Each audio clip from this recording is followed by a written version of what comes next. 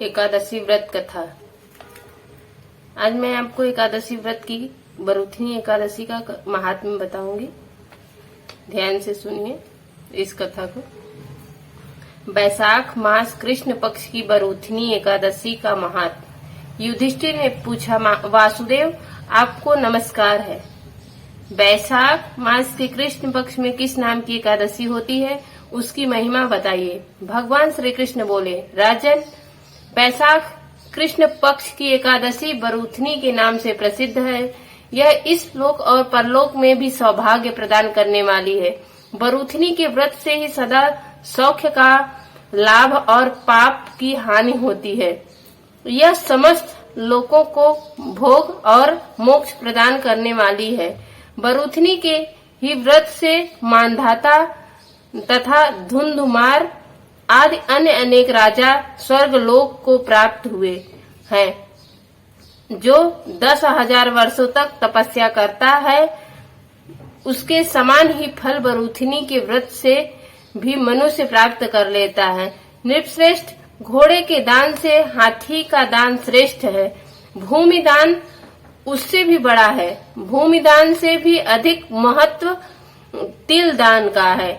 तिल दान से बढ़कर स्वर्ण दान और स्वर्ण दान से बढ़कर अन्न दान है, क्योंकि देवता, पितर तथा मनुष्यों को अन्न से ही तृप्ति होती है। विद्वान पुरुषों ने कन्यादान को भी अन्न दान के ही समान बताया है। कन्यादान के तुल्य ही धेनु का दान है। यह साक्षात भगवान का कथन है। ऊपर बताए हुए सब दानों से बड़ा विद्यादान है। मनुष्य बरूथनी एकादशी का व्रत करके विद्यादान का भी फल प्राप्त कर लेता है।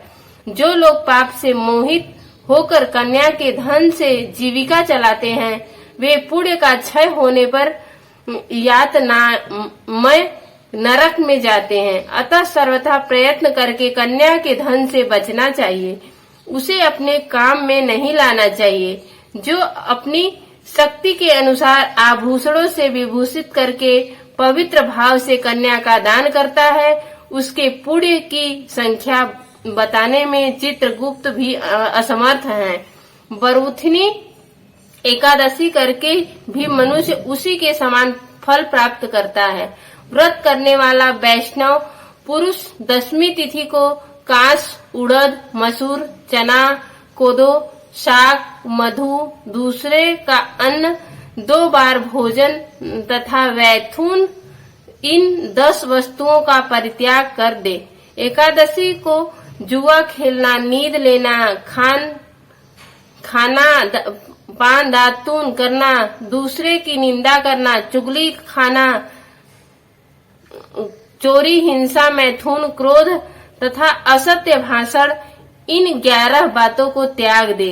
द्वादशी को कांस, उड़द, शराब, मधु, तेल, पतितों से वार्तालाप, व्यायाम, परदेश गमन, 2 बार भोजन, मैथुन, बैल की पीठ पर सवारी और मसूर, इन 12 वस्तुओं का त्याग करे। राजन, इस विधि से बरूथनी एकादशी की जाती है। रात को जागरण करके जो भगवान मधुसूदन का पूजन करते हैं, वे सब पापों से मुक्त हो परम गति को प्राप्त होते हैं। अतः पाप भीरु मनुष्यों को पूर्ण प्रयत्न करके इस एकादशी का व्रत करना चाहिए।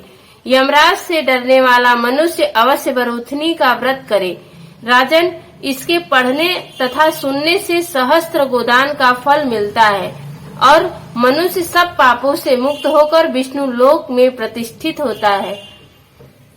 बोलो विष्णु भगवान की जय।